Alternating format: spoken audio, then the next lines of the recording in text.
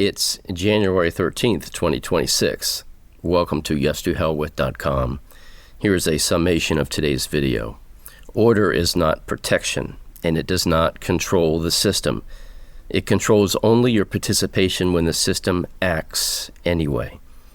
The IRS can ignore procedure, rely on historical records, and proceed by presumption, which is why addressing past filings or the record too early only cures their defects and concedes authority before it is proven. Now, I decided to delay addressing the topic of questions in order to dispel a myth. Please listen carefully. Order matters because it preserves position, prevents self-incrimination, and creates a clean record that exposes overreach later, when truth, credibility, and consequences finally matter. Before we go any further, we need to stop and correct a dangerous assumption. Up to this point, we've been discussing order, the proper sequence of response, and why it matters. But order is often misunderstood as protection. It is not. Following proper order does not control the system. It controls your participation in it. This pause exists to reset expectations before people draw the wrong conclusion about this process. That correct procedure guarantees safety or success, because it does not. The administrative state can ignore objections, bypass process, and proceed anyway, and it typically does. That reality does not invalidate the order that we create. It explains why order exists. So order is not a shield. It is a way to preserve position when the system does what it does regardless.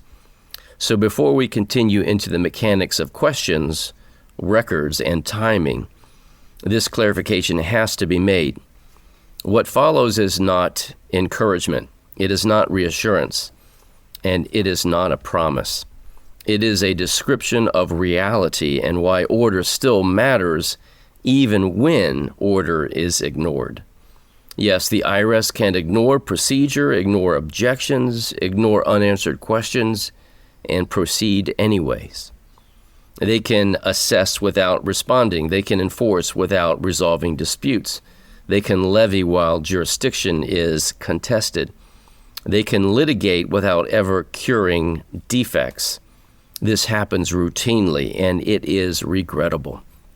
The administrative state is not constrained by fairness at all. It is constrained only when and if someone with authority forces restraint, and that often comes late, if at all. So no, following proper order does not ensure success, so let me be clear about that. Anyone claiming otherwise is lying. If order does not guarantee success, why does it matter? Because the objective is not about immediate victory. The objective is position. Proper sequencing does three critical things. It prevents you from supplying missing elements. It limits what can honestly be claimed about your participation. It creates a record that exposes misconduct rather than concealing it. That does not stop enforcement. It changes how enforcement can later be challenged, attacked, or revealed. Success is not defined as the IRS leaving you alone. That outcome is unpredictable and often unrelated to correctness. Realistic outcomes look like this. You did not admit liability. You did not waive jurisdiction. You did not cure the IRS's presumptions. You did not create contradictory statements. This matters later, even if ignored now. When the agency acts regardless, the record shows that you asked for authority. You asked for jurisdiction. You asked for the law creating obligation, and you did not receive any answers. This exposes administrative abuse, not compliance failure. Courts, appeals bodies, inspectors general, and even media care about records, not beliefs. A clean record limits prosecutorial narrative. It undermines claims of willfulness. It exposes bad faith.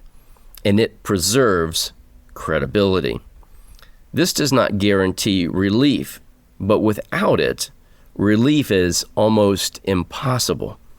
Here is the hard truth most people won't say. The system is not designed to be fair. It is designed to process people. Order does not stop the vicious machine. Order keeps you from becoming fuel for it. People who fight emotionally help the system. People who respond improperly strengthen the system. People who follow order may still be crushed, but they are crushed without self-incrimination. That distinction matters more than people realize. This doctrine does not offer safety. It offers a choice between being overrun while cooperating or being overrun without consenting. That difference is not philosophical. It determines criminal exposure, civil posture, credibility, future remedies, and historical truth.